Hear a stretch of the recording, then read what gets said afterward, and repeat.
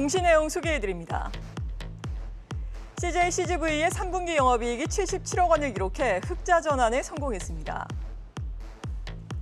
네페스의 3분기 매출이 1,600억 원으로 지난해 대비 47.5% 증가했고 영업이익은 2억 6천만 원으로 흑자 전환했습니다. 덴티움이 3분기 호실적을 발표했습니다. 매출은 27% 증가한 907억 원, 영업이익은 123% 증가한 337억 원을 기록했습니다. 롯데케미칼이 4,200억 원의 영업 손실을 기록하면서 적자 전환했습니다. 네, 계속해서 타키온 뉴스의 조호진 대표와 함께하겠습니다. 어서 오세요. 예, 안녕하세요. 네, 첫 번째 소식으로는 어떤 내용 알아볼까요? 예, 덴티움을 설명드리도록 하겠습니다. 네. 덴티움은 이제 오시탄 임플란트처럼 이제 임플란트 기업인데요. 오시탄 임플란트보다는 이제 2위권을 형성하고 있는 기업입니다.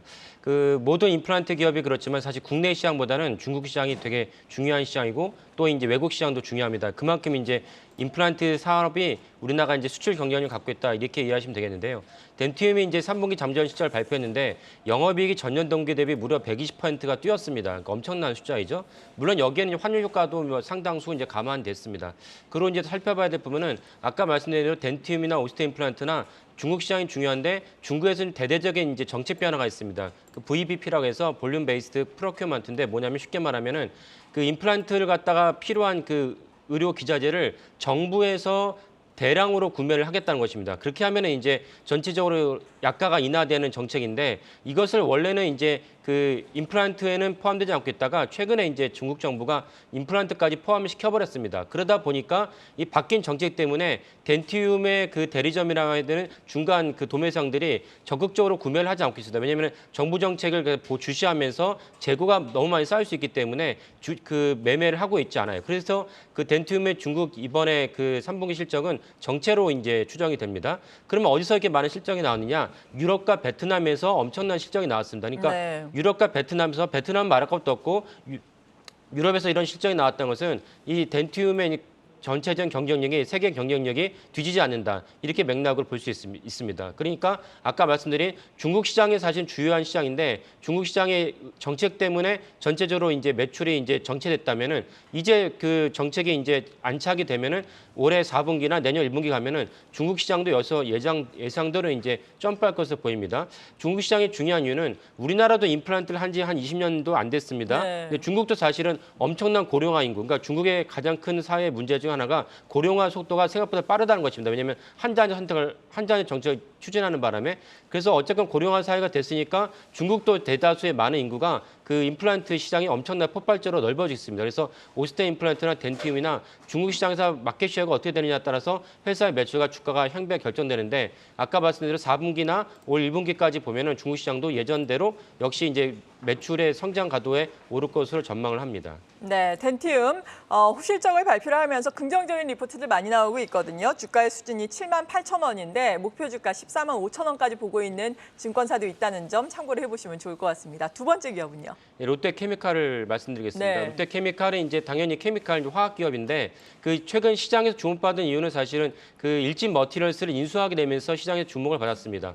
롯데그룹이 사실은 박근혜 정부부터 문재인 정부 이르기까지 대외적으로 많은 외풍이 있었습니다. 그래서 어느 정도 일단락되면서 신동민 회장 입장에서는 이제는 이제 공격적으로 이제 그룹을 운영해도 되겠다라는 맥락으로 읽혀집니다. 그 뭐 소소한 얘기지만 그것이 롯데자이언츠의 이제 최근에 유상증자도 하면서 그 대규모 그 계약도 했거든요. 저는 이런 것도 하나의 기조라 보는데 그래서 롯데케미칼의 시장이 주목을 하고 있는데 인수를 했습니다. 인수를 했는데 2조 7천억 인수를 했습니다. 인수를 했는데 어저께 이제 그 시장에서 컨퍼런스 콜과 이제 대외적으로 언론사의 발표한 걸 보면은 한 1조 정도는 자기의 내부 비용으로 그러면 이제 그 1조 7천억 정도는 외부에 차입하겠다고 발표를 했습니다. 그러니까 그렇게 차입 비용이 크다 보니까 이자를 갖다 감안해야 됩니다. 근데 롯데케미칼이 작년에만 해도 이자로만 870억 원이 넘는 이자를 냈거든요. 그러니까 이번에 일진 머티리얼스 인수에는 무관하게 그 많은 이자가 발생한 이유는 여러 가지 있는데 그중 하나 뭐냐면 인도네시아에 대규모로 공장을 짓고 있어요. 네. 그래서 생긴 비용인데 그거는 일단락이 되는데 이제는 새로 이제 일진 머티리얼스 인수하면서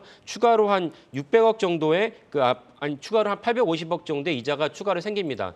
그러면 사실은 롯데케미칼이 조 단위의 그 매출이나 조 단위의 그 영업이익을 올리는 것이 아니기 때문에 이것은 시장에서 되게 부정적으로 이제 인식이 됐습니다. 그리고 당연한 얘기죠. 그 또 하나 이제 그 이번에 영업이익에 또 감춰진 것이 무엇이냐면은 2년 전에 이제 화재 사고 났었는데 화재 사고에 대한 보험금이 들어왔습니다. 들어온 것이 4천억 원이거든요. 그러니까 4천억 원이 들어왔는데도 불구하고 이번에 영업이익이 적자로 전환됐다는 것은 롯데케미칼의 본질적인 가치가 좀 안 좋다 이렇게 볼 수가 있습니다. 다만 아까 말씀 일진 머티리얼스가 동박 사업인데 동박이라는 것은 2차 전지에서 되게 중요한 제품입니다. 그래서 2차 전지가 계속 전 세계적으로 내년, 내후년까지 엄청난 폭발적인 성장세를 이룰 거기 때문에 그렇다면 롯데케미칼에 인수한 일진 머티리얼스가 이제 편입되는, 그러니까 재무제표에 잡히는 것은 4분기나 올해 빠르면 올해 4분기, 늦으면 내년 1분기 정도로 보입니다. 그러면 사실은 일진 머티리얼스의 재무제표가 롯데케미칼에 잡히면서 롯데케미칼도 여러 가지 우호적인 시그널이 발생할 것으로 보입니다. 그래서 당분간은 롯데케미칼에 대해서는 좀 부정적으로 보셔야 되지 않을까 싶습니다. 네, 자금 조달 문제가 어떻게 해소되는지 관건으로 살펴봐야 되겠습니다. 타키오 뉴스의 조호진 대표였습니다. 고맙습니다. 예, 감사합니다.